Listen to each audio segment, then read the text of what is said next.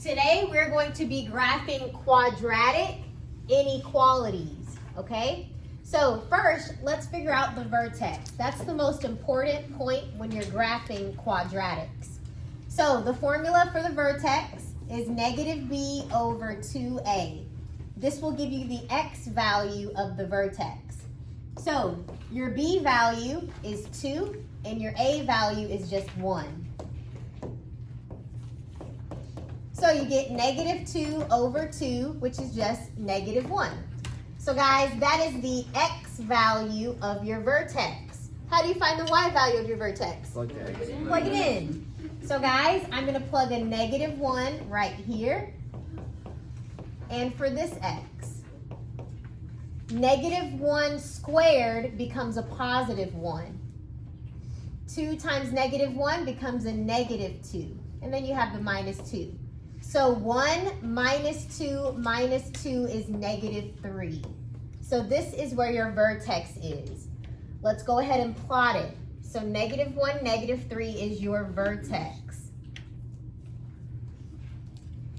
Since your a value is 1, we're going to do that pattern. 1, 3, 5, 7, and so on.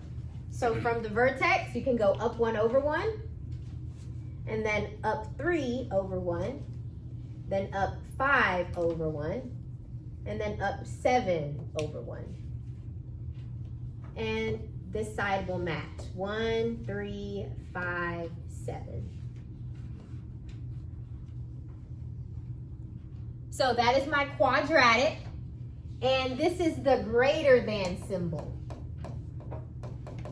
This is the greater than symbol. There is no equal sign, so this will be a dashed line. It will not be solid.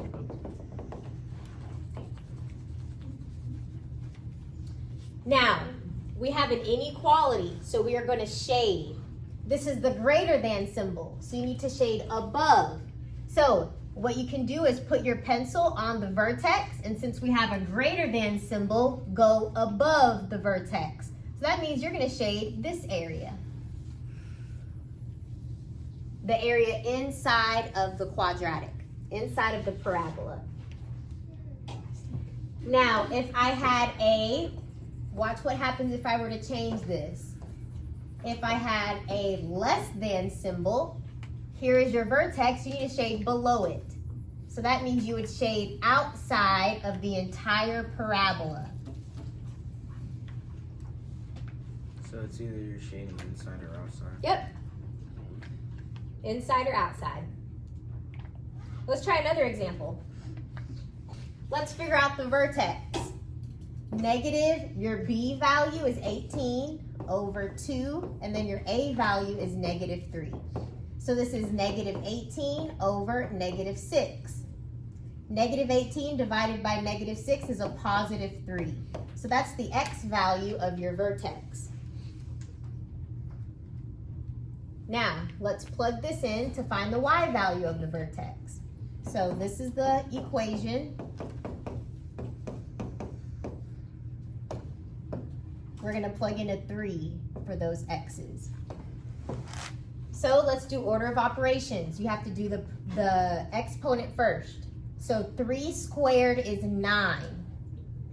Then you multiply it by what's on the outside. So this is negative 27.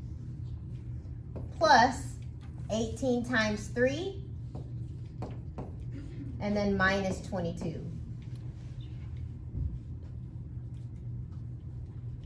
All right, negative 27 plus 54 minus 22 is 5.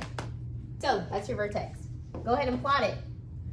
1, 2, 3, 1, 2, 3, 4, 5. So this is my vertex. And you normally go 1, 3, 5, 7, right? However, your a value is a negative 3. So you need to multiply all of these by a negative 3. So your first increment will be a negative 3. Your next increment is a negative 9, negative 15, and so on. So from the vertex, I'm going to go down 3 on both sides. My next increment is negative 9, so we're going to go down 9.